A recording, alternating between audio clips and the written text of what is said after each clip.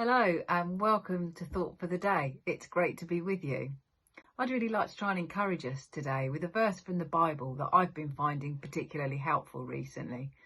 I want to remind us that we belong to a kingdom that cannot be shaken. Everything at the moment seems so unstable, it's unsettling. We've never been in a situation like this before. Some of you know that I'm a bus driver in Brighton. And 6 weeks ago, I'd have said to you that I belong to one of the most secure industries in the country.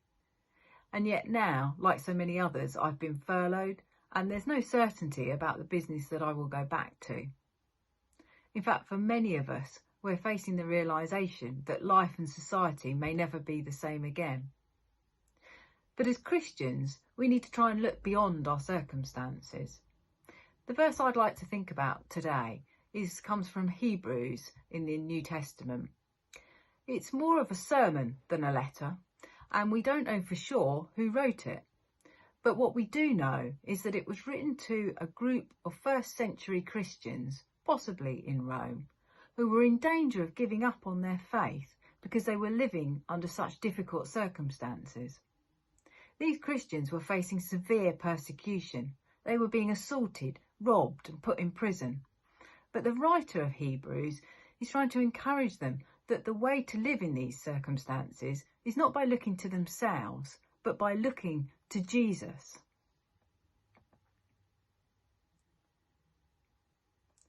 Hebrews starts by reminding the readers that the old ways of sacrifice and law have been replaced by something far better, the work of Jesus on the cross, and that Jesus is the only way to salvation. As we get to the closing chapters, we get a real rise in encouragement and a call to perseverance as the writer reminds us about the old people of faith in the Old Testament who, despite the difficult circumstances that they lived under and the suffering that they endured, remained full of faith in God. Then we get to the verse that I mentioned at the beginning. Hebrews 12 verse 28, which starts, therefore. In other words, because of everything that the writer has said beforehand, this is how we should live.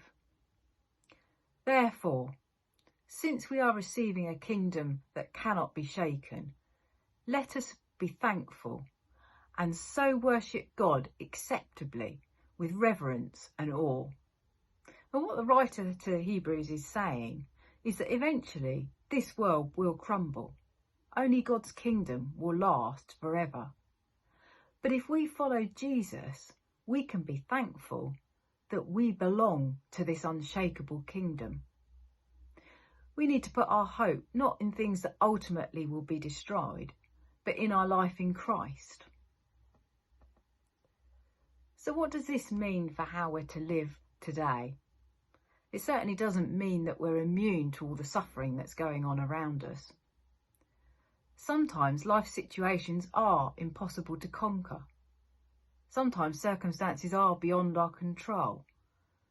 But remembering this verse will help remind us that our relationship with God is forever.